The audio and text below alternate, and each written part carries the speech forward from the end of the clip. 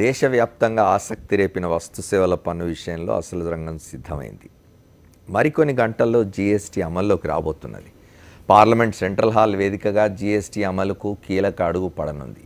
ఈ విశిష్ట కార్యక్రమానికి అధికార పక్ష సభ్యులతో పాటు కొన్ని విపక్షాలు హాజరు కానుండగా కాంగ్రెస్, వామపక్షాలు మాత్రం దూరంగా ఉంటామని ప్రకటించాయి. కేంద్రంలోని నరేంద్ర మోదీ ప్రభుత్వం ప్రతిష్టాత్మకంగా చేపట్టిన కార్యక్రమాల్లో వస్తు సేవల పన్ను జీఎస్టీ ఒకటి. స్వతంత్ర భారతదేశంలో అతిపెద్ద పన్ను సంస్కరణగా భావిస్తున్న జీఎస్టీ విషయంలో కేంద్రం పట్టువిడుపులతో వ్యవహరించింది. ఈ క్రమంలో మెజార్టీ ఉన్న లోక్సభలో బిల్లును సునాయాసంగా ఆమోదింపజేసుకున్న కేంద్రం రాజ్యసభలో మాత్రం విపక్షాల బలం ముందు ఆగిపోయింది. ఈ క్రమంలో విపక్ష నేతలతో కేంద్ర ప్రభుత్వ పెద్దలు పలు దఫాలుగా మంత్రాలు జరిపారు. విపక్ష నేతలు చేసిన సూచనలను గౌరవించిన కేంద్రం జీఎస్టీ బిల్లులో కొన్ని మార్పులు చేర్పులు చేసింది. ఈ తతంగమంతా పూర్తయిన తర్వాత రాజ్యసభలో కూడా బిల్లుకు ఆమోదం లభించింది. అయితే ఇది రాజ్యాంగ సవరణ బిల్లు కావడంతో 2/3 రాష్ట్రాల ఆమోదం కావాల్సి వచ్చింది. ఇది కూడా పెద్దగా అడ్డంకులు లేకుండానే సాగిపోయింది. ఉత్తరప్రదేశ్ లాంటి పెద్ద రాష్ట్రం మొదలుకొని గోవా లాంటి చిన్న రాష్ట్రం వరకు మెజార్టీ రాష్ట్రాలు తమ తమ చట్టసభల్లో జీఎస్టీ బిల్లుకు ఆమోదం తెలిపాయి.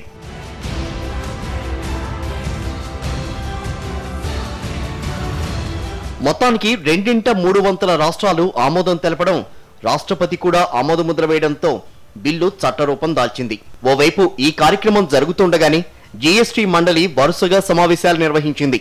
వివిధ రాష్ట్రాలు, వివిధ రంగాల నుంచి వచ్చిన అభ్యంతరాలపై పలు దఫాలుగా చర్చలు జరిపింది. ఈ ప్రక్రియంతా పూర్తయిన తర్వాత పన్ను స్లాబులను ప్రకటించారు. 0, 5, 12, 18, 28% పన్ను స్లాబులను వర్గీకరించిన జీఎస్టీ మండలి 1200కు పైగా వస్తువులను ఈ స్లాబుల్లోకి చేర్చింది.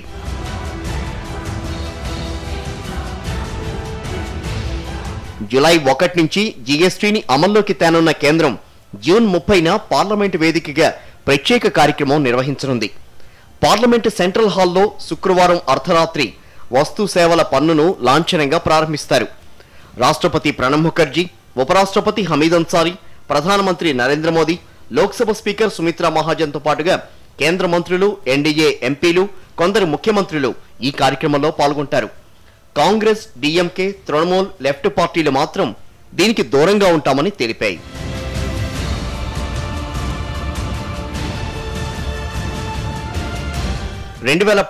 సెప్టెంబర్ 1న 101వ రాజ్యాంగ సవరణతో జీఎస్టీ బిల్లును తీసుకొచ్చారు. 2016 సెప్టెంబర్ 15న జీఎస్టీ మండలి నోటిఫికేషన్ జారీ చేయడంతో జీఎస్టీ అమలుకు మార్గం సుగమమైంది.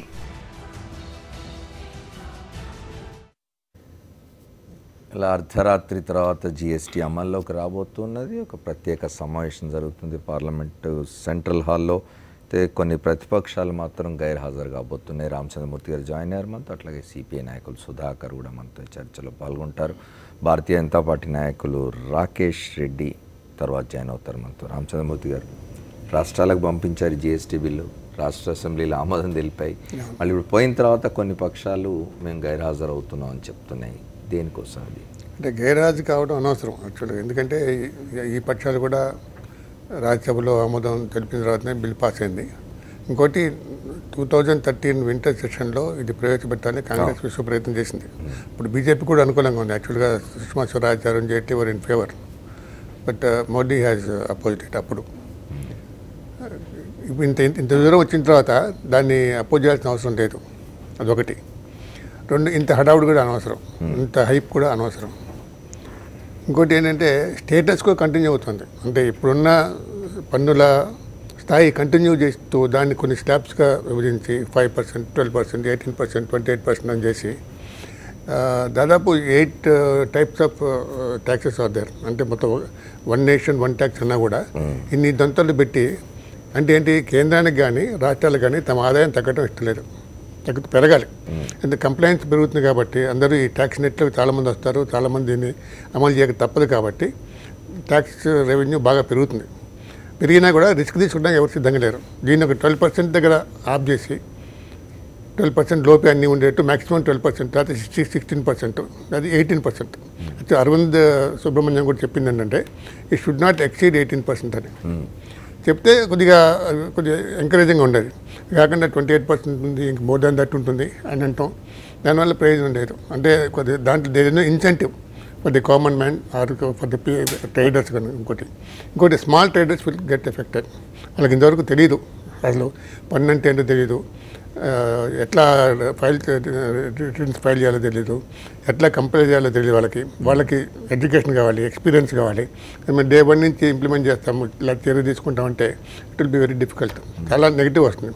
కాంగ్రెస్ అంచనా కూడా ఏంటంటే ఇది బొమరాంగ్ అవుతుంది. 2019లో ఇది పెద్ద ఇష్యూ అవుతుంది. స్మాల్ ట్రేడర్స్, స్మాల్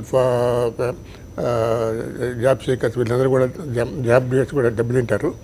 దాన్ని ఎన్కాష్ చేసుకోవచ్చనే ఉద్దేశంతోనే ఇది పొలిటికల్ స్టెప్పే కానీ యాక్చువల్గా దీన్ని అపోజ్ చేయాల్సిన అవసరం లేదు. Congress was a party to this, అది అనవసరం. కానీ దీన్ని ఇంకొద్దిగా క్రియేటివ్గా చేస్తే బాగుండేది. ఇప్పుడు యూరోప్లో యావరేజ్న 19% కంటే ఎక్కువ లేదు. అట్లాగే ఈస్ట్ ఏషియన్ కంట్రీస్లో 12% కంటే ఎక్కువ లేదు. అక్కడ సింగపూర్ లాంటి చోట ఫ్లాట్ రేట్ ఉంది. ఇంత దంతలు పెట్టాల్సి. ఇంకోటి ఏంటంటే కామన్ మ్యాన్ ఉపయోగించే డీజిల్లో ఇట్ డజన్ కమాండెడ్ చేసినట్టు డీజిల్ మీద ఇప్పుడు కూడా మోర్ దాన్ 45% ట్యాక్స్ చేస్తున్నారు. అంటే ఈవెన్ ఫార్మర్ మోటార్ ఇంజిన్ నడుపుకోవాలని కూడా ఈ డీజిల్ ఉపయోగిస్తాడు. ఆ కన్సిడరేషన్ తీసుకోవాలి. అంటే ధరలు పెరుగుతాయి అనే భయం ఉంది కానీ తగ్గుతాయనే ఆశ ఎక్కడ. మొత్తంగా ఫార్మింగ్ సెక్టర్కు ఉపయోగపడే దేని మీద కూడా పన్నులు తగ్గించినట్లేరు. దేని తగ్గించాలి అంటే దే ఆర్ నాట్ కన్సిడరేట్. మొత్తం ఆదాయం చూసుకున్న స్టేట్స్ అంతే, సెంటర్ అంతే. బట్ దీనివల్ల సెంటర్కి ఆదాయం పెరుగుతుంది, స్టేట్స్కి తగ్గుతుంది అనే ఒక ఆర్గ్యుమెంట్ కూడా ఉంది. అంటే ఇప్పుడున్న ఆదాయం ఇప్పుడున్న పద్ధతి తగ్గుతుంది కానీ ఓవరాల్గా ఇన్కమ్ పెరిగినప్పుడు స్టేట్ షేర్ కూడా నీతి ఆయోగ్ వచ్చిన తర్వాత స్టేట్ షేర్ కూడా పెంచిన తర్వాత స్టేట్స్ కూడా ఆదాయం పెరుగుతుంది, డెఫినెట్గా పెరుగుతుంది, సెంటర్కి ఇంకా పెరుగుతుంది. కానీ మూర్తి గారు ఒకటి, నరేంద్ర మోదీ తన ముఖ్యమంత్రిగా ఉండగా జిఎస్టీని వ్యతిరేకించినాడు. నరేంద్ర మోదీ ముఖ్యమంత్రిగా ప్రైమ్ మినిస్టర్ క్యాండిడేట్గా ఉన్నప్పుడు వ్యతిరేకించాడు. ఇప్పుడు నరేంద్ర మోదీ ఏది చేసినా ఒకటి సంచలనాలు, రెండవది పొలిటిసైజ్ అవుతున్నది. ఇప్పుడు డిమానిటైజేషన్ చూసినాం. డిమానిటైజేషన్ ఏం కొత్తగా చేసింది కాదు. గతంలో కాంగ్రెస్ హయాంలో కూడా 1-2 సార్లు ఇట్లా నోట్ల రద్దు చేయడం అట్లానే జరిగింది. కానీ అప్పుడేమీ ఇంత సెన్సేషనల్ కాలేదు. ఇప్పుడు డిమానిటైజేషన్ తర్వాత ఇప్పుడు మళ్ళీ ట్యాక్సెస్ సంబంధించి జిఎస్టీ రావడం. మామూలుగా మనం ప్రతి సంవత్సరం బడ్జెట్లో ట్యాక్సులు పెరగడం తగ్గడం చూస్తున్నాం.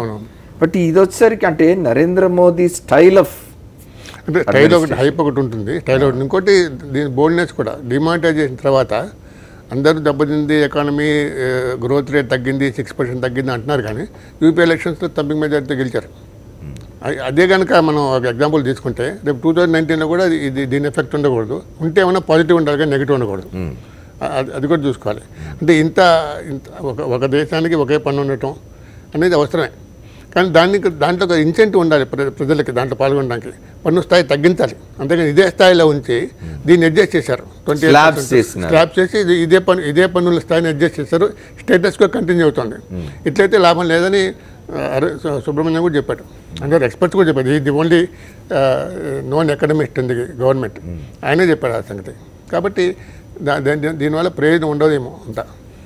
ఓకే సార్, మనం శారద గారితో మాట్లాడదాం. శారద గారు, కాంగ్రెస్ ప్రతిపాదించింది ఇది నిజానికి. తర్వాత కాంగ్రెస్ పాలిత రాష్ట్రాలు కూడా ఈ బిల్లును ఆమోదించినాయి.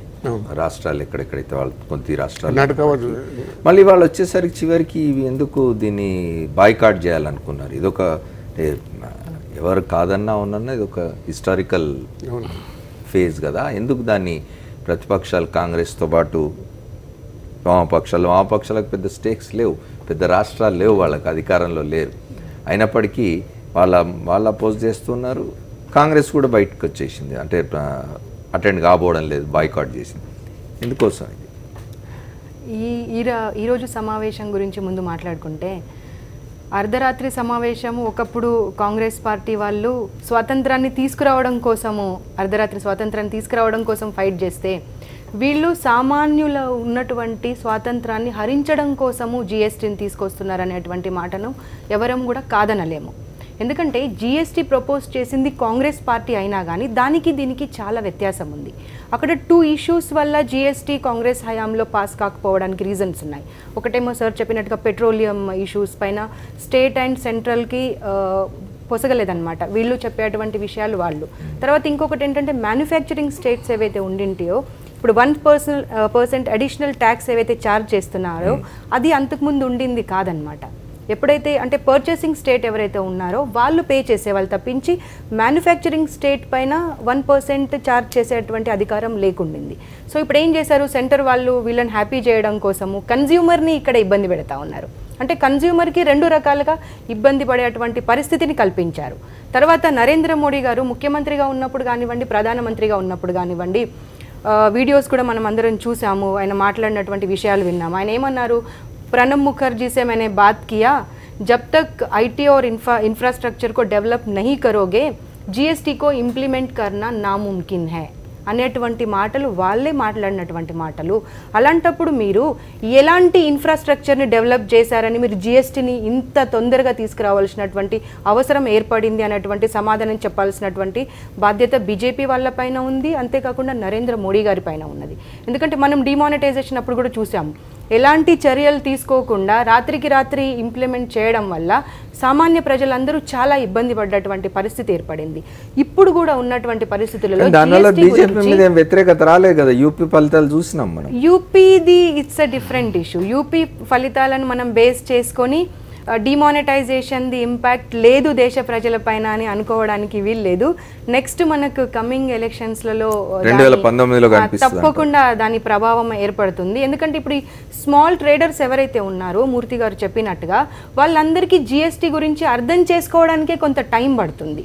అంతేకాకుండా వీళ్ళు ఎవరిని అసలు ఆలోచన చేసి ఈ స్లాబ్స్ని ఫిక్స్ చేశారు అనేటువంటి ఆలోచన కూడా చేయాలి. ఎందుకంటే మనం అంతకుముందు కూడా డిమానిటైజేషన్ ఒకటి జిఎస్టీ కౌన్సిల్ వేసినారు, కౌన్సిల్ చర్చించింది, దేర్ ఈస్ అ డిఫరెన్స్, అది కూడా చెప్పాలి. జిఎస్టీ కౌన్సిల్ కాకుండా కాంగ్రెస్ ప్రపోజ్ చేసినటువంటి అంశాలు చాలా వరకు వీళ్ళు తీసుకోలేదు.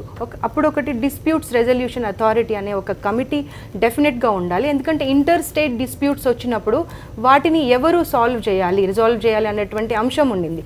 దాని గురించి కూడా అసలు మెజర్స్ తీసుకోలేదు వీళ్ళు. ఇలా చాలా అంశాలలో వ్యత్యాసం ఉంది కాబట్టే సామాన్యుల పైన భారం పడుతుంది. అంటే బేసిక్ నెసెసిటీస్ ఏవైతే ఉన్నాయో, తిండి కానివ్వండి, బట్టలు కానివ్వండి, ఇల్లు కట్టుకునేటువంటి ఆ స్వాతంత్రాన్ని హరించే విధంగా జిఎస్టీ ఉంది కాబట్టి బీడీ వర్కర్స్ కానివ్వండి, లేకపోతే అగ్రికల్చర్ వ్యవసాయదారులు కానివ్వండి, వీళ్ళందరిపైన భారం పడుతుంది కాబట్టి మేము దీన్ని అపోజ్ చేస్తున్నాం తప్పించి బీజేపీ ప్రపోజ్ చేస్తుంది కాబట్టి ఇది రాజకీయం చేయాలనేటువంటి దురుద్దేశంతోనో అలాంటి ఆలోచనలతోనో చేయట్లేదు. ఎందుకంటే వాళ్ళ గాంధీ భవన్కి హైదరాబాద్లో ఉన్నటువంటి స్మాల్ ట్రేడర్స్ అందరు వచ్చి అంతకుముందు మాకు అసలు ట్యాక్స్ అనేది తెలీదు, ట్యాక్స్ అనేది మా పైన ఉండింది కాదు, ఇప్పుడు సడన్గా జిఎస్టీ అని తీసుకొస్తే ఆ మెకానిజంని డెవలప్ చేసుకోవడానికే మాకు జనాలను పెట్టుకోవాల్సి వస్తుంది, వాళ్ళ శాలరీ ఇవ్వడానికే సరిపోతుంది మాకు వచ్చే ఇన్కమ్, కాబట్టి దీనికి మేము కంప్లీట్గా అగెయిన్స్ట్గా ఉన్నాము, కాంగ్రెస్ వాళ్ళు మాకు సపోర్ట్ చేయాలి అనేటువంటి పరిస్థితి వచ్చింది. కాబట్టి వీళ్ళందరినీ సామాన్యులను దృష్టిలో పెట్టుకొని అపోజ్ చేస్తున్నాము. అంతేగాని జిఎస్టీ మేం ప్రపోజ్ చేసింది, మేం చెప్పింది కనుక యాజ్ ఇట్ ఈస్గా ఉంటే డెఫినెట్గా మేము దాన్ని సపోర్ట్ చేసేవాళ్ళం. అంటే మూర్తి గారు ఇప్పుడు ఇది రాష్ట్రపతి యాక్సెంట్ కూడా వచ్చింది కదా, రాష్ట్రపతి ఆమోదం కూడా వచ్చింది, చట్టం అయిపోయింది. ఇవాళ రాత్రి జరుగుతున్న పార్లమెంట్ సెంట్రల్ హాల్లో జరుగుతున్న సమావేశం దీన్ని ఒక అదేంటే ఏమంటారు, దాన్ని ఒక అట్టహాసంగా దాన్ని ప్రకటించడం లాంచింగ్ కోసం తప్ప, అని మీరు అన్నట్టుగా స్వాతంత్రం అర్ధరాత్రి వచ్చింది, సిల్వర్ జూబ్లీ అర్ధరాత్రి జరిగింది, గోల్డెన్ జూబ్లీ అర్ధరాత్రి జరిగింది, ఇది కూడా ట్యాక్స్ సిస్టమ్ నుంచి విముక్తి అంటున్నారు, ఏదో స్వాతంత్రం ఉన్నారు. కానీ ఆమె చెప్పినట్టు చిన్న పరిశ్రమలు కనుక చిన్న వ్యాపారాలను దెబ్బతింటే దేశవ్యాప్తంగా ఒక అంచనా ప్రకారం 1,17,00,000 మంది ఉద్యోగాలు పోతాయండి. రిజిస్టర్డ్ అండ్ అన్రిజిస్టర్డ్ ట్రేడర్స్ ఎవరున్నారో అక్కడ ఇబ్బంది వస్తుంది, చాలా వ్యాపారాలు మూతపడతాయి. ఇప్పుడు నరేంద్ర మోదీ అయినా, భారతీయ జనతా పార్టీ అయినా, భారతీయ జనతా పార్టీ నాయకత్వంలో పనిచేస్తున్న ఎన్డీఏ అయినా ప్రజల్ని వ్యతిరేకం చేసుకొని రేపు ఎన్నికల్లో ఇబ్బంది పడాలని ఎందుకు అనుకుంటే ఏదో ఒకటి ఉంటుంది కదా. అంటే ఇదొక అవసరమైన రిఫార్మ్, దాంట్లో అనుమానం లేదు. ఇది రిఫార్మ్ లాంగ్ డ్యూ, ఎన్ని సంవత్సరాల నుంచో అందరూ చెప్తున్నారు, అందరు మంత్రులు చెప్తుంది, అన్ని గవర్నమెంట్లు చెప్తుంది. కానీ దీన్ని అమలు చేసే పద్ధతి ఇంకొద్ది టైం తీసుకొని ఇంకా ఎడ్యుకేషన్ పెంచి, ముఖ్యంగా స్మాల్ ట్రేడర్స్కి వాళ్ళకి ఎడ్యుకేషన్ చేయడానికి ఒక 20,000 మంది దేశవ్యాప్తంగా నియమించారు, చాలామంది ఎడ్యుకేట్ చేశారు. కానీ స్మాల్ ట్రేడర్స్ని ఎడ్యుకేట్ చేయలే, వాళ్ళ భయాలు తొలగించలే. అవి వాళ్ళని కూడా తొలగించి వాళ్ళని కూడా కంటిన్యూ తీసుకొని వాళ్ళని ఎడ్యుకేట్ చేసిన తర్వాత మొదలు పెడతాయి. ఇప్పుడు కాకపోతే ఇంకా సెప్టెంబర్లో అక్టోబర్లో మొదలు పెట్టే తొందరగా హడావుడి పడాల్సిన అవసరం లేదు. నరేంద్ర మోదీ ఏది చేసినా తాను అనుకున్నది చేయడమే అనే ధోరణి ఉన్నట్టుగా అనిపిస్తున్నది. మనం జిఎస్టీ గురించి మాట్లాడుకుంటున్నాం. ఇవాళ అర్ధరాత్రి పార్లమెంట్ సెంట్రల్ హాల్లో సమావేశం జరగబోతున్నది. రేపటి నుంచి అమల్లోకి వస్తుంది. ఇది హడావిడిగా చేస్తున్నారని ప్రతిపక్షాలు అంటున్నాయి. ప్రధాన ప్రతిపక్షాలు కొన్ని దీని నుంచి దూరం కూడా ఉన్నాయి ఈ సమావేశానికి వెళ్లకుండా. డాక్టర్ సుధాకర్తో మాట్లాడు. సుధాకర్ గారు చెప్పండి, ఎందుకు ప్రతిపక్షాలకి ఏమిటి అంతే ఎక్కడో దగ్గర స్ట్రీమ్ లైన్ చేయడం అవసరమే కదా? అంటే ఏ ప్రతిపక్షం ఇంతవరకు వ్యతిరేకించినట్టు చెప్పలేదు. They are in favour of the single type of system. దీనికి ఒక కంట్రీ ఒక పన్ను ఉన్న దానికి ఎవరు వ్యతిరేకత లేరు. బట్ ఇంత హడావిడిగా ఇంప్లిమెంట్ చేయడం, మోరోవర్ టుడే నైట్ ఇవాళ ఏంటంటే మనకి అక్కడ జరిగిన ఇంతకుముందు జరిగిన ఫంక్షన్స్ అన్నీ కూడా దేశ స్వతంత్రానికి సంబంధించినవి అన్నీ. ఇది స్వతంత్రానికి సంబంధించినంత ఇష్యూ కాదు ఇదేమి. ఇంకా ముందు ప్రజల్లోకి అసలు వాట్ ఈస్ ట్యాక్స్ అన్నదే తెలియదు ఇంతవరకు. అదే పన్నుల భారం నుంచి విముక్తి కలిగిస్తున్నారు అని ఏదో చెప్తున్నారు. ఇది కూడా రకమైన స్వాతంత్రం. మోడీకి ఏంటంటే ప్రచార ఆర్భాటం చాలా ఎక్కువ. ఆయనకి చాలా ఎక్స్పర్ట్ ఇన్ పాపులరైజింగ్ ఈ స్కీమ్స్. నిజానికి బ్లాక్ మనీ తీసుకోసం డిమానిటేషన్ పేరు మీద చెప్పి అంత అద్భుతంగా బ్రహ్మాండం ప్రచారం చేసి ఈరోజు చూసేటప్పటికి ఏమి ఇంతవరకు లెక్క కూడా ఇవ్వలేకపోయారు. అసలు ఎంత బయటకు వచ్చింది కూడా చెప్పలేని పరిస్థితి. పబ్లిక్ కూడా మర్చిపోయారు మళ్ళీ దాన్ని. ఎందుకంటే ఆయన ప్రచారానికి మళ్ళీ అది మర్చిపోవడానికి ఇంకొకసారి అది రైజ్ కావడానికి మళ్ళీ ఒక ఇష్యూ పట్టుకొచ్చారు. ఇప్పుడు అది జిఎస్టీ ఏం కొత్త కదా, ఆయన వ్యతిరేకించింది. ఇంతకుముందు మాట్లాడినట్టుగా ఆయన ఒకసారి వ్యతిరేకించాడు దీన్ని. వ్యతిరేకించిన దాన్ని ఇప్పుడు తనే చేస్తున్నట్టుగా చెప్పుకోవడం ఒకటి. నిజానికి ఏంటంటే ఇది ఫెడరల్ కంట్రీ. ఫెడరల్ కంట్రీలో రాష్ట్రాలకి ఒక స్వతంత్ర ప్రతిపత్తి ఉంటుంది. దాన్ని టోటల్గా భంగం కలిగించడమే ఇది ఒక విధంగా చూస్తే. సరే, ఒక విధంగా మంచిది అనుకున్నా కానీ ఆర్భాటంగా ఇప్పుడు మన కేసీఆర్ గారు కూడా దీనికోసం స్పెషల్గా ఒకటి కన్వే చేసి అసెంబ్లీ పెట్టి ఒకరోజు పెట్టి దీన్ని హడావిడిగా ఆయన బిల్లు పాస్ చేసి పంపించి ఈరోజు ఈటల రాజేందర్ గారే మనకి ప్రాజెక్టులకు ఒక 20,000 కోట్ల రూపాయలు నష్టం అవుతుందని ఆయనే చెప్తున్నాడు. మళ్ళీ 3,000 కోట్లు ఇంకొక నష్టపోతున్నామని చెప్తున్నాడు. ఆయనే భయం వ్యక్తం చేస్తున్నప్పుడు ఇంకా సామాన్యుడి పరిస్థితి ఏమిటి? వాళ్ళే చేశారు, ఇది ఎవరు చేసింది కాదు. అందరికంటే ముందు పరిగెత్తి చంకలు గుద్దుకుని వెళ్ళి చెప్పింది ఆయన. వీళ్ళే డిమానిటేషన్ గురించి కిషన్ రెడ్డి గారి కంటే ఎక్కువ మాట్లాడింది కూడా కేసీఆర్ గారే. మళ్ళీ ఈరోజు వీరే వాటి గురించి మాట్లాడుతున్నారు. ఇవాళ చూశాను, ఇవాళ రాజేంద్ర గారు ఈటల రాజేంద్ర మాట్లాడింది. ఆయనే భయాందోళన వ్యక్తం చేస్తున్నారు. రేపు పొద్దు ప్రాజెక్టులకి మాకు ఖర్చు పెరిగిపోద్దేమో, దీనికి పెరిగిపోద్దేమో అని చెప్పని. మరి ఇటువంటి భయాందోళనలు ఆయనకే ఉన్నప్పుడు ప్రజల పరిస్థితి ఏమిటి? ఇంతకుముందు మీరు చెప్పినట్టుగానే చిన్న వాళ్ళ ట్రేడర్స్ పరిస్థితి ఏమిటి? అన్నిటికీ మించి అగ్రికల్చర్ అండి. అసలు యాక్చువల్గా పోనీ దీంట్లో ఒక పద్ధతిలో పట్టుకొచ్చారనుకుంటే కనుక I will be very happy for agriculture కనుక దీన్ని ఎక్స్క్లూడ్ చేసి ఉంటే. అగ్రికల్చర్ మీద యాక్చువల్గా మామూలుగా మినిమం సపోర్టింగ్ ప్రైజే దొరకదు వాడికి. అటువంటప్పుడు ఈ కంపెనీలు కానీ వీటన్నిటికి కూడా మన ట్యాక్స్ సిస్టమ్ ఇంత పెంచేస్తే దాదాపు 20-28% వరకు పెంచేశారంటే కనుక పరిస్థితి ఏమిటి? వాటి రేపొద్దున అగ్రికల్చర్ది మనకి తిండి పెట్టేది అదే. మనకు రేపొద్దున వాటర్ ఫ్రీగా దొరికే వాటర్ బాటిల్ 25 రూపాయలు రోజు వెళ్ళిపోద్ది. ఇప్పుడు 20-25 రూపాయలు యావరేజ్ కాదు మనకు వండుతుంటే. మనకి కష్టపడి వాడు పాలు తీస్తుంటే వాడు పాల రేటుకి 40 రూపాయలు రాదు రేటు మనకు వచ్చేటప్పటికి. వాళ్ళకి రేట్లు పెరిగిపోతున్నాయి రేపొద్దున వాళ్ళకి ఎరువులు కానీ అవన్నీ కానీ. Then how they are going to build up? మన జై జవాన్ జై కిసాన్ అనుకున్నప్పుడు మన కిసాన్ చూసుకోవాల్సిన బాధ్యత కూడా రాష్ట్ర ప్రభుత్వం మీద ఉన్నది, అది కేంద్ర ప్రభుత్వం మీద ఉన్నది. అది చూసుకోకుండా ఈరోజు తన చేతిలో పెట్టుకుని ఇప్పుడు ఫెడరల్ వ్యవస్థ దెబ్బనే. ఎందుకంటే రేపొద్దున వాళ్ళు ఇచ్చే దాక్షిణ్యాల మీదనే ఆధారపడాలి. కానీ సుధాకర్ గారు ఇప్పుడు కేంద్ర జిఎస్టీ ప్రవేశపెట్టినందువల్ల రాష్ట్రాలకు జరిగే నష్టాన్ని భర్తీ చేస్తామని కేంద్రం చెప్పినట్టున్నది కదా? చెప్పారు కానీ మొన్న రీసెంట్గా ఒకసారి మనకు జరిగింది. మొన్న ఆయన ప్రెసిడెంట్ గారు, బీజేపీ ప్రెసిడెంట్ గారు వచ్చినప్పుడు కూడా నేను ఇన్ని లక్షలు ఇచ్చాను అని చెప్పి అంటున్నాడు. ఆయన జోబుల నుంచి ఇవ్వాల, మన ట్యాక్స్లో ఇచ్చాడు ఆయన. బట్ చెప్పడం అలా చెప్తున్నాడు ఆయన. మేము ఇన్ని లక్షల కోట్లు ఇచ్చేసాము, ఇన్ని లక్షల కోట్లు ఇచ్చామంటే మీరు ఎక్కడ ఇచ్చారు? మా డబ్బులు ఇచ్చారు కదా అని చెప్పి ఆయనకి చాలా మర్యాదగా చెప్పాడు కేంద్ర ప్రభుత్వం ఇచ్చిందని. చంద్రబాబు నాయుడు గారు అయితే నేనే ఇచ్చాను, నా బియ్యం తింటున్నాను అంటే ఆయన అబద్ధాలు చెప్తాడు ఆయన. సో ఇది తగదా వాళ్ళు తెచ్చుకోవాలి. అది రేపు పొద్దున అలాగే ఉంటుంది. ఎందుకంటే బీహార్ ఎన్నికల్లో చూసాం మనం, నితిన్ ప్రభుత్వం ఉన్నప్పుడు ఆయన వేలం వేసినట్టుగా మోడీ గారు 20,000 కోట్లు కావాలా, 30,000 కోట్లు కావాలా, 50,000 కోట్లు కావాలంటే ఆయన జోబుల నుంచి ఇవ్వట్లేదు డబ్బులు. అది it's fund of the public where they are collecting and they are giving again. దాన్ని ఆ పద్ధతుల్లో ఎలక్షన్ టైంలో వాడుకోవడానికి చాలా అవకాశాలు ఎక్కువ ఉంటాయి. అంత ఫండ్ అంతా వాళ్ళ చేతిలో ఉంటే కనుక ఇది ప్రజలకు తెలియదు. నిజానికి మన ట్యాక్స్లు అటు పోతున్నాయి, అక్కడి నుంచి ఇటు వస్తున్నాయని తెలియదు. ఏదో ఇక్కడ కడుతున్నారు అంతే. ఇక్కడ మన చేతిలో ఉండేది ఏంటంటే లిక్కర్ ట్యాక్స్ మాత్రమే మన చేతిలో ఉంటుంది.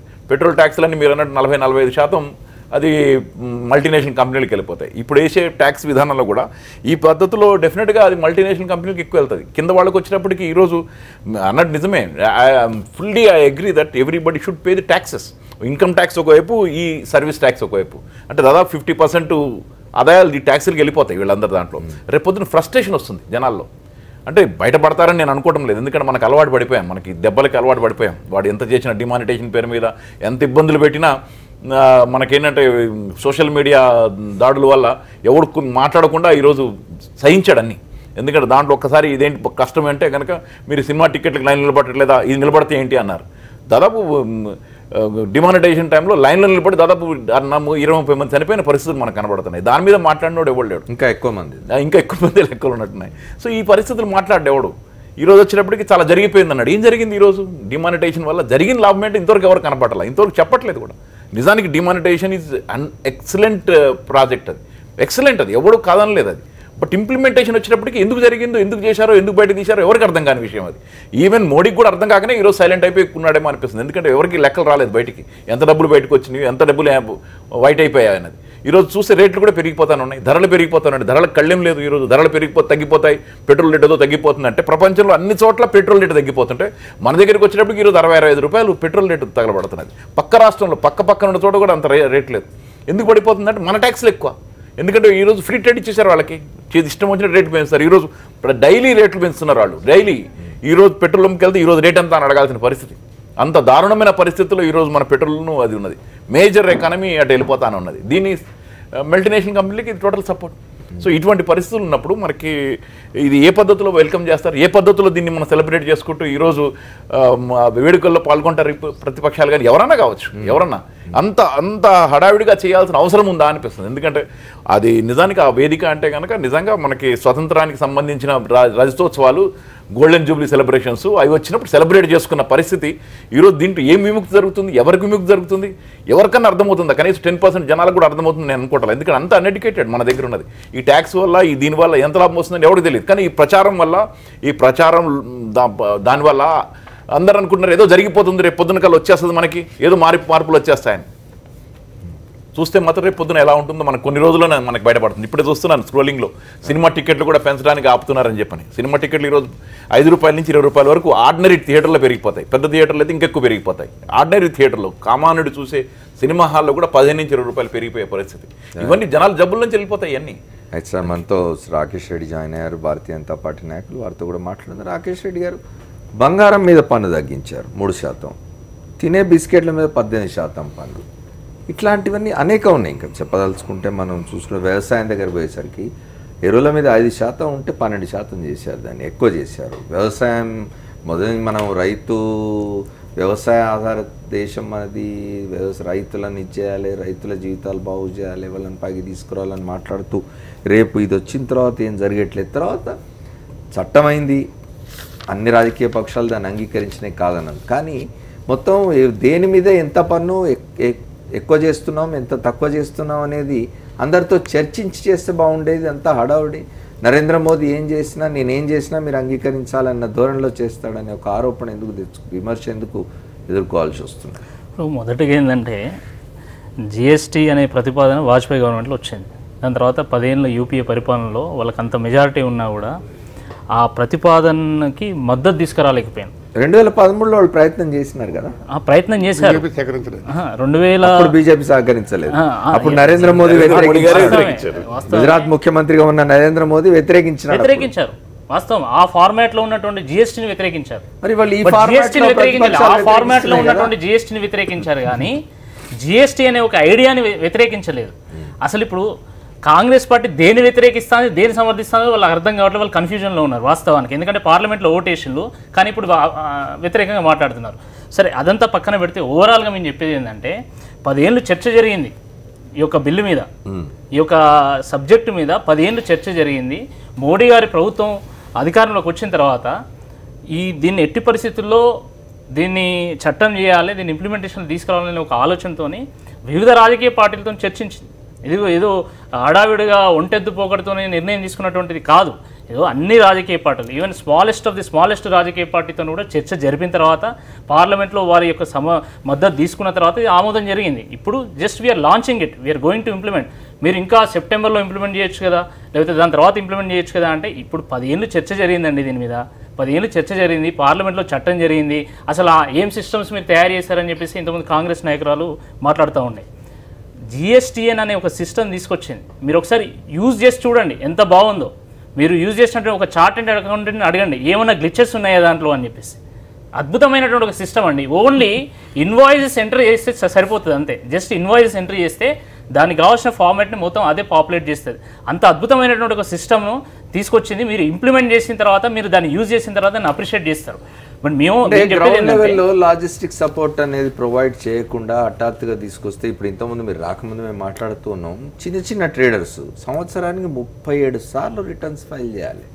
నెలకు 3 చొప్పున, సంవత్సరానికి 12 36, ఫైనల్గా ఇంకొక యాన్యువల్ రిటర్న్, మొత్తం 37 రిటర్న్స్ ఫైల్ చేయాలి. ఒక చిన్న ట్రేడర్ రోజు 1000-500 ఇది చేసుకునే ట్రేడర్ రోజు మీకు నెలకు 3 సార్లు రిటర్న్స్ ఎక్కడ ఫైల్ చేస్తూ ఒకటండి 20 లక్షల టర్న్ ఓవర్, ఆడిటర్లు 20 లక్షల టర్న్ ఓవర్ కంటే తక్కువ ఉన్నటువంటి వాళ్ళకి అసలు జిఎస్టీ రిజిస్ట్రేషనే అవసరం లేదు. నెంబర్ 1. నెంబర్ 2 ఏంటంటే 20 లక్షల నుంచి 75 లక్షల వరకు ఏదైతే టర్న్ ఓవర్ ఉంటుందో దానికి 1% ట్రేడర్ ట్యాక్స్, 2% మ్యానుఫ్యాక్చరింగ్ ట్యాక్స్ కనబడితే, ఇంతకుముందు రకరకాల ట్యాక్స్లు ఉండేవి. ఎక్సైజ్ ట్యాక్స్ ఉండేది, సేల్స్ ట్యాక్స్ ఉండేది, సర్వీస్ ట్యాక్స్ ఉండేది, ఇలా రకరకాల ట్యాక్స్కి ఎంట్రీ ట్యాక్స్ ఉండేది, ఆక్ట్రాయ్ ట్యాక్స్ ఉండేది. వీటన్నిటి రిజిస్ట్రేషన్స్ అవసరం, వీటన్నిటి కంప్లైంట్స్ అవసరం, వీటన్నిటి ఫైలింగ్ అవసరం. ఇప్పుడు అది లేదు.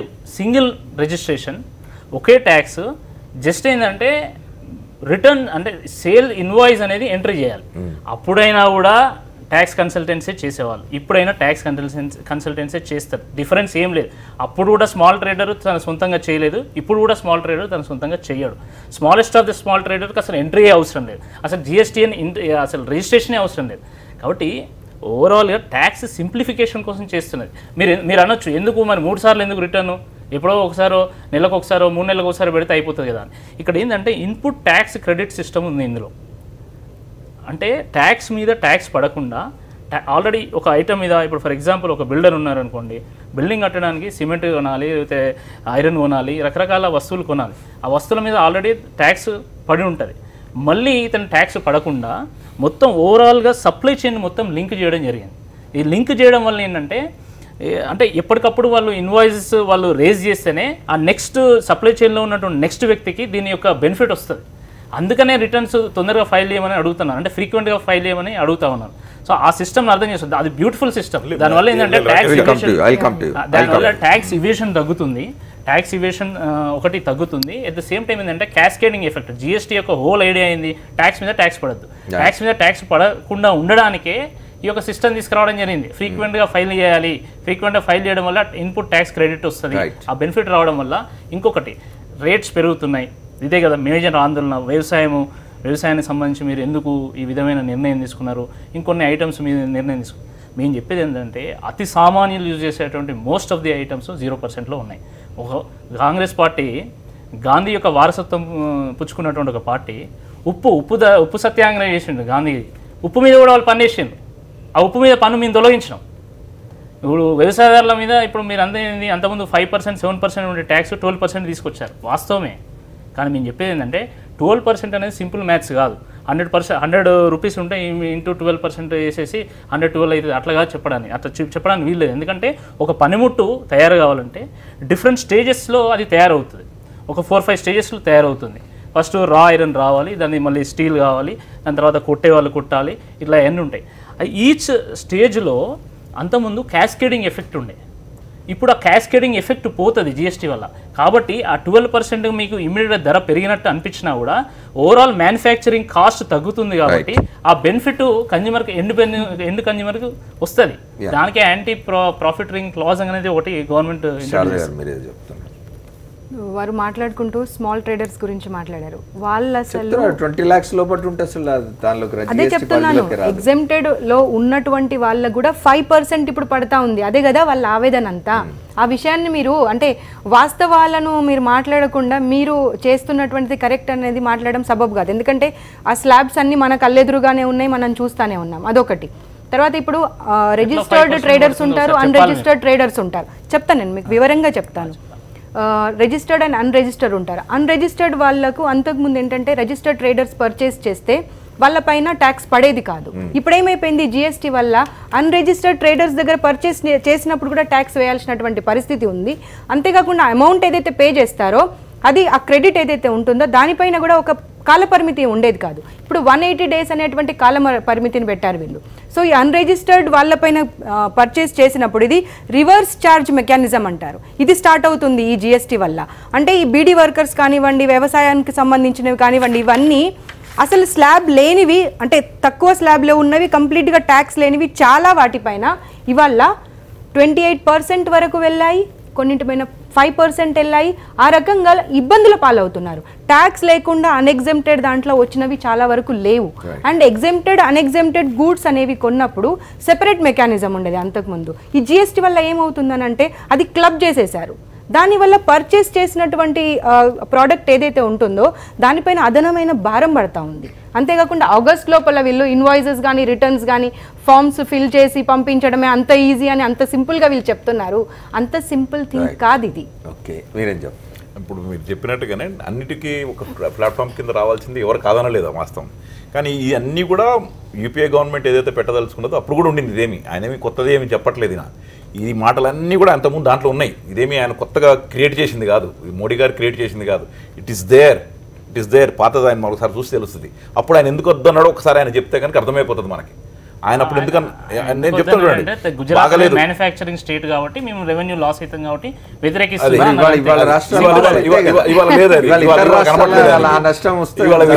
కంపెన్సేట్ చేస్తామని చెప్తా ఉన్నారు.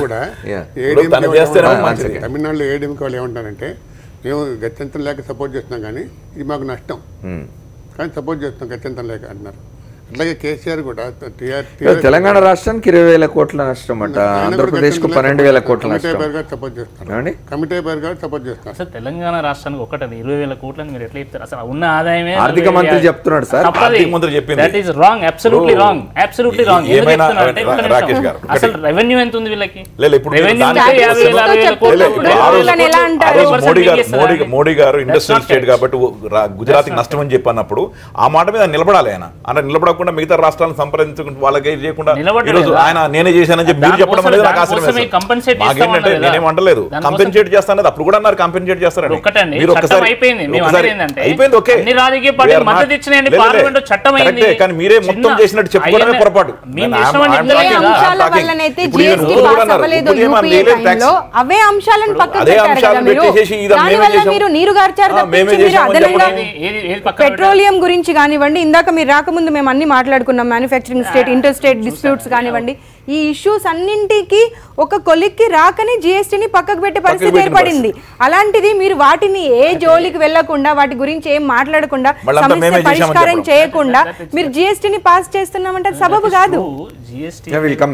మనం జిఎస్టీ గురించి మాట్లాడుకున్నాం. మూర్తి గారు, ఇప్పుడు ఈ జిఎస్టీ అమల్లోకి వచ్చిన తర్వాత రాష్ట్రాలకు ఈ పన్నుల నియంత్రణ అది పోతుంది కదా రాష్ట్రాల చేతుల్లో, వాటి ఏంటి దాని అంటే వాటి they will get lump some amount from centre, more share than what they were getting earlier. Planning commission అప్పుడు అంటే కూడా నీతి ఆయోగ్ వచ్చిన తర్వాత షేర్ పెంచారు, దాని తర్వాత ఎక్కువ ఇన్కమ్ వచ్చింది. అట్లాగే మొత్తం కేంద్రానికి రాష్ట్రాలకు కూడా రెవెన్యూ బాగా పెరుగుతుంది, ఎందుకంటే కంప్లైంట్స్ పెరుగుతుంది కాబట్టి. ఇప్పుడు చాలా స్ట్రిక్ట్ చేశారు, అమలు చేయకపోతే ఆ నెట్లోకి వచ్చేవాళ్ళు కనుక దాన్ని ఫాలో కాకపోతే చాలా స్ట్రిక్ట్ యాక్షన్ ఉంటుంది వాళ్ళ మీద.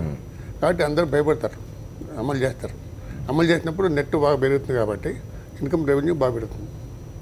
కానీ మీకు గుర్తుంటే very recently Telangana chief minister Amit Shah వచ్చి ఇక్కడ మాట్లాడిపోయిన తర్వాత ఈ held press conference and was saying మేం పన్నుల రూపంలో ఇస్తున్నదే ఎక్కువ కేంద్రానికి, అక్కడి నుంచి వస్తున్నది తక్కువ మాకు. ఇప్పుడే అంతే కదా, రేపైనా అదే జరుగుతుంది అంతే కదా. అదనంగా ఏమిటి జిఎస్టీ వల్ల వచ్చేది రాష్ట్రాలకు లాభం?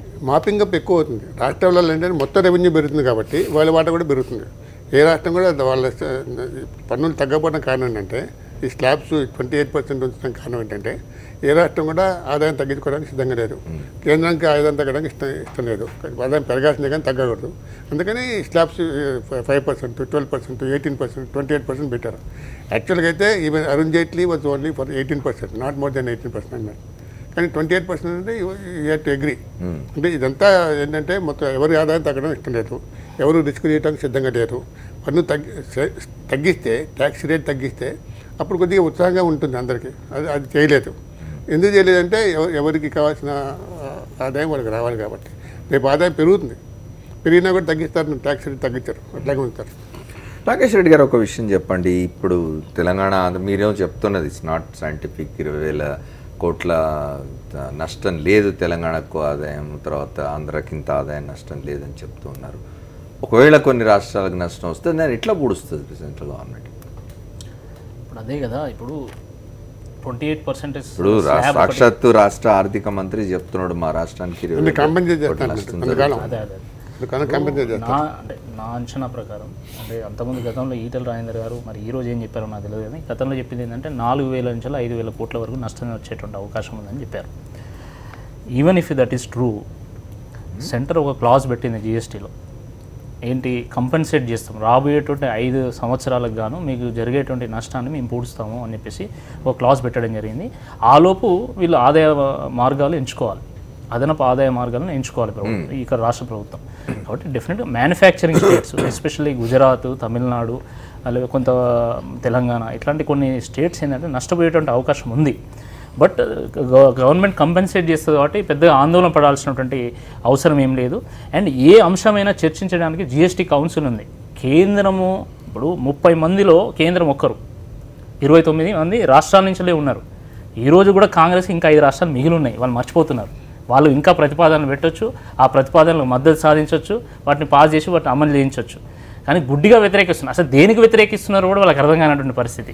వాళ్ళు పార్లమెంట్ లో ఓటేస్తారు, లాంచింగ్ ప్యాడ్ పార్లమెంట్ లో జరిగితే మేము రామంటారు. మేము చాలా స్పష్టంగా చెప్పడం జరిగింది మా అభ్యంతరాలు ఏంటో. ఆ తర్వాత కూడా మీరు ఆ మాట అనకూడదు. ఓటు వేసినప్పుడు అర్ధరాత్రి పెడతారని, ఇంత హడావుట్ చేస్తారని వాళ్ళు ఊహించలే, ఇంత మైలేజ్ తీసుకుంటారు ఊహించలే. ఇప్పుడు ఇది దేశంలో ఉన్నటువంటి 120 కోట్ల జనాభాను తాకేటువంటి ఒక decision. Everybody gets impact, everybody gets. 70 ఏళ్లలో మనకు వివిధ రకాల ట్యాక్సులు, వివిధ రేట్లు ఇవన్నీ ఉండే. ఒక ట్యాక్స్ కి కిందికి తీసుకొచ్చేటువంటి ఒక పెద్ద విప్లవాత్మకమైనటువంటి సంస్కరణ కాదు, విప్లవాత్మకమైనటువంటి సంస్కరణ. ఈవెంట్ అంటే ఒక లాంచ్ ఈవెంట్ గా పెట్టారు. మీరు ఎందుకు పెట్టారు అంటే వి కన్సిడర్ దట్ ఇస్ అదే సంస్కరణలు. వారు మాట్లాడుకుంటూ ఒక మాట చెప్పడం జరిగింది ఏంటంటే వీఆర్ దేర్ ఫర్ యూ అనే మాట ఎప్పుడు కూడా జైట్లీ గారు చెప్పలేదు. వారు ఏమన్నారు కదంటే మీకు ఏమైనా అభ్యంతరాలు ఉంటే వాళ్ళందరూ వెళ్ళి అన్ని స్టేట్స్కి సంబంధించినటువంటి కొంతమంది ముఖ్యమంత్రులు వెళ్ళారు, కొంతమంది ఫైనాన్స్ మినిస్టర్స్ వెళ్ళారు. వెళ్ళినప్పుడు వాళ్ళ అభ్యంతరాలు వాళ్ళు ఏ రకంగా నష్టపోతారు అనే మాట చెప్పినప్పుడు ఎంత నెగ్లిజెంట్గా కౌన్సిల్ మే ఆప్ బతా దీజియే హమ్ దేఖేంగే సోచెంగే అనే రకంగా మాట్లాడారు తప్పించి ఎప్పుడు కూడా వీఆర్ దేర్ ఫర్ యూ, మేము ఉన్నాము మీకోసము అనేటువంటి మాటను చెప్పలేదు. కాబట్టి సెంట్రల్కి వాటా ఎక్కువ పోతుంది, ఇక్కడ స్టేట్స్కి వాటా తక్కువ వస్తుంది అనేటువంటి అంశాన్ని మనం ఒప్పుకోవాల్సినటువంటి అవసరం. ఎందుకంటే ఇప్పుడు డిమానిటైజేషన్ అప్పుడు కూడా మన్మోహన్ సింగ్ గారు, అమరాత్య సేన్ గారు వీళ్ళందరూ జీడిపి తగ్గుతుంది అని అన్నప్పుడు మీరేమన్నారు, లేదు ఏ రకంగా కూడా ఎఫెక్ట్ అవ్వదు అని అన్నారు. తర్వాత తేలింది ఏంటి, 3% మనకు జీడిపి తగ్గింది అనేటువంటి విషయాన్ని మీరు బీజేపీ ఒప్పుకున్నా ఒప్పుకోకపోయినా అందరికీ తెలిసినటువంటి విషయమే. అయితే మేము అసలు క్లారిటీ లేదు, అనవసరంగా వీళ్ళు దీన్ని అపోజ్ చేస్తున్నారు అనే మాట మటుకు మీరు వెనక్కి తీసుకోవాల్సిన అవసరం ఉంది. ఎందుకంటే మాకు అభ్యంతరాలు ఏంటి అనేది చెప్పిన తర్వాతనే మేము అభ్యంతరం చెప్తున్నాం తప్పించి ఊరికేనే ఏదో పొలిటిసైజ్ చేయాలన్నటువంటి ఆలోచనతో చేయట్లేదు అనేటువంటి మాటను ఈ సందర్భంగా నేను ఇప్పుడు మనకి ఆల్రెడీ వార్తలు వస్తూనే ఉన్నాయి. హడావిడిగా చేసిన నిర్ణయాల వల్లనే ఈ రోజు మళ్ళీ ట్రాక్టర్ల మీద 28% నుంచి 18%కి వచ్చారు, మళ్ళీ ఎరువుల మీద 12% నుంచి 5%కి వచ్చారని వార్తలు వస్తూనే ఉన్నాయి. అంటే హడావిడిగా చేసిన నిర్ణయాలు తప్పుడు. ఇది దీన్ని చూపెట్టింది, విపక్షాలు పెట్టినా ఎవరు చూపెట్టినా తొందరగా పడిన నిర్ణయాలు తీసుకున్నారని చెప్పి. ఇంతవరకు ఈ ట్యాక్స్ సిస్టంలో 28% ఎక్కడా లేదు, ఏ దేశంలో కూడా లేదు. 28% వెరీ హై అమౌంట్. తర్వాత ఈ స్లాబ్ సిస్టమ్ కూడా 4 సిస్టమ్స్ ఎలా పెట్టారు, ఎందుకు పెట్టారనే కాదు, ఇవన్నీ ఈ స్లాబ్ సిస్టమ్ ఇవన్నీ లేకుండానే ఇంతకుముందు యూపీఏ గవర్నమెంట్ పెట్టినప్పుడు 6 చేస్తేనేమో అది రాష్ట్రం యొక్క మ్యానుఫ్యాక్చరింగ్ స్టేట్ కోసం చేశామని చెప్పి చెప్పుకోవడము, ఇప్పుడు వీళ్ళు చేస్తేనేమో ఇది మేము గొప్పతనంగా చేస్తున్నామని చెప్పి అంత ఆర్భాటంగా చేసి హడావిడి చేసి దీంట్లో ఉన్న లొసుగుల్ని కప్పిపుచ్చుకోవడానికే ఏదో మేము చేస్తున్నాం అవతలని తిట్టడానికి మాత్రమే. ప్రచారంలో హీఈస్ ఎక్స్పర్ట్, అది చేయడానికి చేసే ప్రయత్నంలో భాగమే, దీంట్లో ఏం లేదు. ఎనీహో ఇప్పుడు కన్నా రెక్టిఫై చేసుకుని కొన్ని చేస్తున్నారు, మిగతా ఆయన కూడా రెక్టిఫై చేయమనండి, నష్టమేం లేదు. మిగతా పిలవండి, ప్రతిపక్షాన్ని పిలవండి, ఏం ఇక్కడ అబ్జెక్షన్స్ ఏమని చెప్పమనండి, కూర్చోబెట్టి మాట్లాడితే తప్పేం లేదు. వాళ్ళ కిరీటం పడిపోదు, మోడీ గారి పదవి ఎవరు రాకపోదు. ద హోల్ ఆర్గ్యుమెంట్ ఏంటంటే జిఎస్టీ అనేది ఇన్ని స్లాబ్లు ఎందుకు ఉన్నాయి, ఒకటి నెంబర్ 1. నెంబర్ 2 ఏంటంటే 28% స్లాబ్ ఎందుకు తీసుకొచ్చారు అనేది. ఇన్ని స్లాబ్స్ ఎందుకు ఉన్నాయంటే ఇంత పెద్ద దేశము, డైవర్సిటీ ఉంది, కాంప్లెక్సిటీ ఉంది, వివిధ రాజకీయ పార్టీల యొక్క ప్రభుత్వాలు ఉన్నాయి. వీళ్ళందరినీ ఒక తాటి మీదకి ఫస్ట్ ఏదో ఒక ఫార్మాట్లో తీసుకురావాలి first, then we will travel towards an ideal GST అనే ఒక ఆలోచనతోనే గవర్నమెంట్ ఇది తీసుకొచ్చింది. మీరు ఆల్కహాల్ని ఎందుకు ఎగ్జామ్ చేశారంటే రాష్ట్ర ప్రభుత్వాలు ఒప్పుకోవట్లేదు. మీరు పెట్రోల్ని ఎందుకు ఎగ్జామ్ చేశారంటే రాష్ట్ర ప్రభుత్వాలకు లాస్ మేము కంపెన్సేట్ చేయాలి. So there should be some constant revenue అనే ఒక ఆలోచన. మేమంటున్నాం కేంద్రం కంపెన్సేట్ చేయాలి బయటికి కాబట్టి, వెళ్ళిపోతుంది. కేంద్రం కంపెన్సేట్ చేయాలి మీద కాబట్టి, రాష్ట్ర ప్రభుత్వాలు కూడా వచ్చి చేస్తున్నాయి. కాబట్టి రాష్ట్ర ప్రభుత్వాలు కూడా కొంత చేస్తున్నాయి. సో ఇవన్నీ కొన్ని కంపల్షన్స్ ఉన్నాయి కాబట్టి ఆ విదిన్ ద కన్స్ట్రెంట్స్ ఒక ఫార్మాట్ని తీసుకొచ్చింది. ఇదే కాన్స్టెంట్ అంటే కాదు. ఇప్పుడు ఇప్పటి వరకు అనేక ప్రభుత్వాలు అనేక అమెండ్మెంట్స్ తీసుకొచ్చినాయి ట్యాక్స్ సిస్టంలో, దీని మీద కూడా తీసుకొస్తాయి. ఈరోజు ఎరువుల మీద 12%, 5% వచ్చిందని మీరు అంటున్నారు, సంతోషం. ఇంకేమైనా ఐటమ్స్ ఉంటే కూడా డెఫినెట్గా కౌన్సిల్ రివ్యూ చేస్తుంది. ఇప్పుడు ఏ ప్రభుత్వం అయినా కూడా, మీరు ఇంతకుముందు ఒక ప్రశ్న అడిగారు, ప్రభుత్వం ఎవరైనా వ్యతిరేకంగా, ప్రజలకు వ్యతిరేకంగా నిర్ణయం తీసుకుంటుందా అని మీరు అడిగారు. వాస్తవం, ఏ ప్రభుత్వం కూడా ప్రజలకు వ్యతిరేకమైనటువంటి నిర్ణయం తీసుకోదు, ప్రజా శ్రేయస్సును కూడా నిర్ణయం తీసుకుంటుంది. మా ప్రభుత్వం కూడా అంతే. రేపు ఏదైనా ఒక పర్టికులర్ అంశం మీద, ఒక పర్టికులర్ ఆర్టికల్ మీద, ఏదైనా వస్తువు మీద ట్యాక్స్ పెరిగింది, అది ప్రజలు ఎజిటేట్ చేస్తున్నారంటే డెఫినెట్గా మేము రివ్యూ చేస్తాం. అల్టిమేట్గా ప్రజల మద్దతుతోనే కదా ఎవరైనా గెలిచేది. రేపు మేము మొత్తం ఇష్టం ఉన్నట్టు ట్యాక్సులు వేసేసి ప్రజల దగ్గర పోతే ప్రజలు మమ్మల్ని తిరస్కరిస్తారు. కాబట్టి ప్రజలకు అనుకూలమైనటువంటి డెసిషనే తీసుకుంటాము. మీకు ఇప్పుడు 28% ట్యాక్స్ స్లాబ్ ఒకటి మాట్లాడుతున్నాయి కదా, 28% ట్యాక్స్ స్లాబ్లు ఏమున్నాయండి? ఏసీలు, ఫ్రిడ్జ్లు ఉన్నాయి. ఇలాంటివి సామాన్యులు చేస్తారా? అత్యంత కార్లు ఉన్నాయి. అత్యంత సామాన్యులు యూజ్ చేసేటువంటి most of the items zero tax ఉన్నాయి. నేనేమంటున్నా, కొన్నిటి మీద ఉండొచ్చు. నేను మిమ్మల్ని అడిగాను, నేను బంగారం మీద పన్ను తక్కువ ఉంటుంది, సామాన్యుడు తినే బిస్కెట్ల మీద పన్ను ఎక్కువ ఉంటుంది, ఇది ఎట్లా సమర్థించుకుంటారు? అదే నేనేమంటున్నా, కొన్ని ఐటమ్స్ మీద కొంచెం మనం ఎక్స్పెక్ట్ చేసిన దానికంటే ఎక్కువ ఉండొచ్చు, రేషనలైజ్ చేస్తారు. ఇంకొకటి అయితే ఇదొకటి నేను చెప్తున్నాను. రెండోది ఏంటంటే, క్యాస్కేడింగ్ ఎఫెక్ట్ కొన్ని వస్తువుల మీద చాలా ఎక్కువగా ఉంది. సో దాన్ని దృష్టిలో పెట్టుకునే కొంత ఎక్కువ ట్యాక్స్ పెట్టింది. దాని లాభం అనేది మనకి ఇమీడియట్గా కనబడదు. ఒక 3 months 4 months. ఇది ఫుల్ ప్రూఫ్ కాదు, పర్ఫెక్ట్ కాదు, కానీ ఇంప్లిమెంట్ చేయాలి. ఇంప్లిమెంట్ చేస్తే ఆ క్రమంలో ఒక పర్ఫెక్షన్ వస్తుంది. మేబీ 5 years or 10 years వస్తుంది. కానీ ఎట్లా మొదలుపెట్టడం అవసరం, ఏదో రకంగా దీన్ని ప్రారంభించడం అవసరం, ఇంట్రొడ్యూస్ చేయడం అవసరం. దాని తర్వాత ఇంప్రూవ్ చేసుకోవాలి. అయితే కొన్ని వల్నరబుల్ సెక్షన్స్ ఉన్నాయి. ఇప్పుడు పవర్ లూమ్స్ వాళ్ళు ఉన్నారు, హ్యాండ్లూమ్ వాళ్ళు ఉన్నారు, వాళ్ళని మినహాయించమని అడుగుతున్నారు. ఆనంద భాస్కర్ వాళ్ళ రాత్రి అక్కడ ప్రొటెస్ట్ చేస్తున్నాడు. అట్లా బీడీ వర్కర్స్ ఉన్నారు, వాళ్ళని మినహాయించమని మన రాష్ట్ర ప్రభుత్వం కోరింది. ఇట్లాంటివి ఉత్తరోత్తర కన్సిడర్ చేసి ఎలా చేయొచ్చాము. వస్త్రాల మీద 5 నుంచి 12% పెంచినట్టున్నారు పన్ను. అది తగ్గిస్తారు. Not all clothes. Handloom 1000 below ఉన్నటువంటి 5%, 1000 ఎబోవ్ ఉన్నటువంటి 12%. అయితే 5% కూడా తప్పే. 5% ప్లస్ ఎక్సైజ్ మళ్ళీ 2% ఉంది. అంతకుముందు ఆల్రెడీ 7% ఉంది. ఇప్పుడు దాన్ని కొన్నిటి మీద 12% చేశారు. అయితే ఇదంతా కూడా ఒకటి మనం దృష్టిలో పెట్టుకోవాలి. గవర్నమెంట్ ఎట్టి పరిస్థితుల్లో రాష్ట్ర ప్రభుత్వాలకు ఆదాయం కానీ, కేంద్ర ప్రభుత్వం ఆదాయం కానీ తగ్గొద్దు అనే ఆలోచనతో కొన్నిటి మీద ఎక్కువ పెట్టుండొచ్చు. But as income flows into the system, డెఫినెట్గా బెనిఫిట్ అనేది కన్జ్యూమర్కే ఇస్తారు, బెనిఫిట్ అనేది సిటిజన్స్కే ఇస్తారు తప్ప ప్రభుత్వాలు జేబులు వేసుకోవు ఎప్పుడు కూడా. So I think we have to wait and watch. ఇంకోటి ఏంటంటే, ఆందోళనలు పడుతున్నారు ప్రజలంటే, ఇప్పుడు ఇంత పెద్ద సిస్టము, ఇంత పెద్ద దేశంలో ఇంప్లిమెంట్ అయినప్పుడు గ్లిచెస్ ఉంటాయి. అందరికీ అన్నీ అర్థం కావు. ఇప్పుడు ఇదేమో జనరల్ సబ్జెక్ట్ అయితేనో అందరికీ అర్థమవుతుంది. టెక్నికల్ సబ్జెక్టు మంచి మేధావులకే అర్థం కాదు. అసలు మంచి మేధావులకే ట్యాక్స్ ఇన్పుట్ క్రెడిట్ సిస్టమ్ అనేది ఇప్పటికీ క్లారిటీ రావాలి. మాట చెప్పండి నాకు. జిఎస్టీ ఇవాళ రాత్రి చేసిన తర్వాత, రేపటి జిఎస్టీ అమల్లోకి వచ్చిన తర్వాత భవిష్యత్తులో రాష్ట్రాలు వేరే పన్నులు విధించే అవకాశం ఉందా? ఒకటి. రెండవది, వాళ్ళ కేంద్ర ప్రభుత్వం స్వచ్ఛ భారత్ అని ఇంకోటి సెస్లు వేస్తున్నాయి, అవి ఉంటాయా పోతాయా జిఎస్టీ తర్వాత? ఇప్పుడు ఒక రాష్ట్ర ప్రభుత్వాలకు ఇక పన్ను వేసేటువంటి అధికారం ఉండదు. ఏదైనా కౌన్సిల్కి అధికారం ఉంటుంది. ఏ రకమైన ట్యాక్స్ అయినా, సెస్ కానీ, రాష్ట్రాలు ఏ రకమైన పన్నులు వేయడానికి వీల్లేదు. కేంద్రం కూడా వేసేటువంటి అధికారం లేదు. వ్యాట్ వచ్చిన తర్వాత 5 రకాల వ్యాట్లు వచ్చినాయి. అట్లాగే జిఎస్టీలు కూడా 5 రకాలు రావచ్చు, పెంచవచ్చు, మార్చచ్చు దీన్ని. అది మంది కౌన్సిల్లో ఉంటుంది. చెప్పి రాకేష్ గారు చెప్పినట్టు కౌన్సిల్ కింద టేక్ ఏ డెసిషన్. చెప్పండి. అదే ఇప్పుడు కేంద్రానికి అధికారం లేదు, రాష్ట్రాలకు అధికారం లేదు. కౌన్సిల్, కేంద్రము రాష్ట్రాలు కలిపి నిర్ణయం తీసుకుంటే వాళ్ళకి అధికారం ఉంది. ఇప్పుడు మనం ఏంటంటే ఇప్పటి నుంచి ఇంకో ఐడియల్ జిఎస్టీ వైపు ప్రయాణిస్తాం తప్ప ఇక్కడి నుంచి మళ్ళీ బ్యాక్ వెళ్ళాం. కాబట్టి if there is any change that will be towards improvement. అది మాత్రం డెఫినెట్గా ఉంటుంది. ఇంకా ట్యాక్స్ రేట్స్ తగ్గుతాయి. ఇప్పుడు అంటే వేరే దేశాల్లో కూడా ఇది ఇంప్లిమెంట్ జరిగినటువంటి ఎక్స్పీరియన్సెస్తో చూస్తే ఇన్కమ్ పెరిగినప్పుడు ట్యాక్సెస్ ఆటోమేటిక్గా తగ్గించారు. ఇక్కడ కూడా అదే జరుగుతుందని నేను భావిస్తూ ఉన్నాను.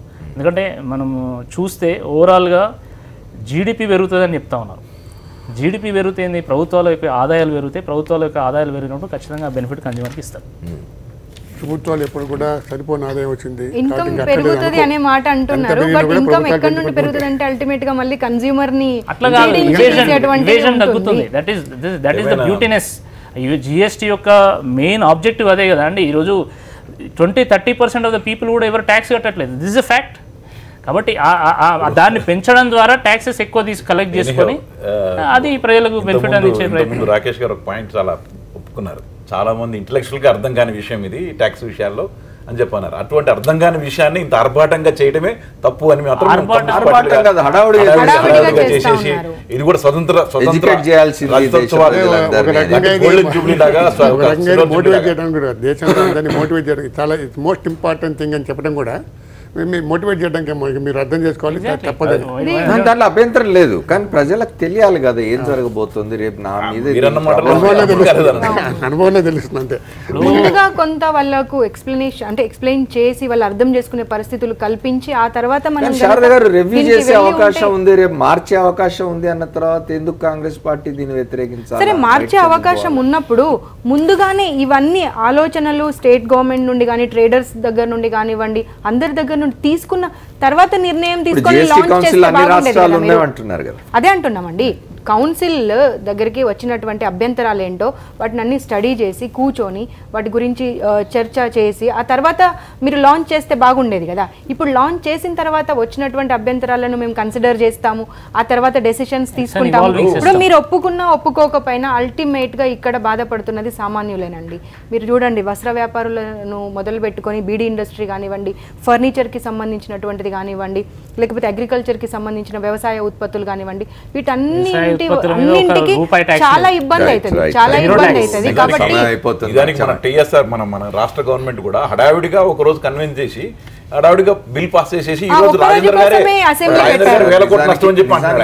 ఇప్పుడు నిజానికి రాష్ట్ర అసెంబ్లీలు చర్చించడానికి ఏముంది, అప్పటికి ఇవన్నీ నిర్ణయం కాలే కదా, దేని మీద నిర్ణయం కాలే.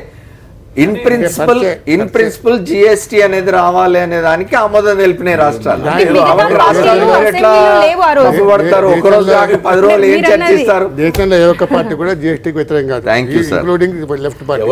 థ్యాంక్ యూ రామచంద్రమూర్తి గారు, శారద గారు, చెప్పండి.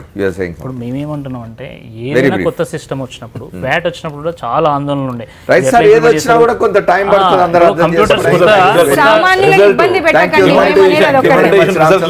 శారద గారు, అట్లాగే సుధాకర్ గారు, రాకేష్ రెడ్డి గారికి కూడా కృతజ్ఞతలు. ఇవాళ 4th ఎస్టేట్లో పాల్గొన్నందుకు. జిఎస్టీ రేపటి నుంచి అమల్లోకి రాబోతున్నది. అయితే అమల్లోకి వచ్చిన తర్వాత దాని సాధక బాధకాలు తెలుస్తాయి, అందులో ఉండే కష్ట నష్టాలు తెలుస్తాయి, దాన్ని మార్చుకోవాల్సిన అవసరం ఉంటుంది. అవసరం అయితే ప్రజలకు ఇబ్బంది కలగకుండా చూడాల్సిన అవసరం ఉంది. దేశం అంతటా దీన్ని సమర్థిస్తూనే ఇందులో కొన్ని మార్పులు కూడా రావాల్సిన అవసరం ఉంది, కొన్ని వ్యత్యాసాలనే చెప్తున్నారు. ఇది వాళ్ళ 4th ఎస్టేట్. సోమవారం నాడు 4th ఎస్టేట్లో మళ్ళీ కలుద్దాం. Stay tune to Sakshi. This is Amar signing off.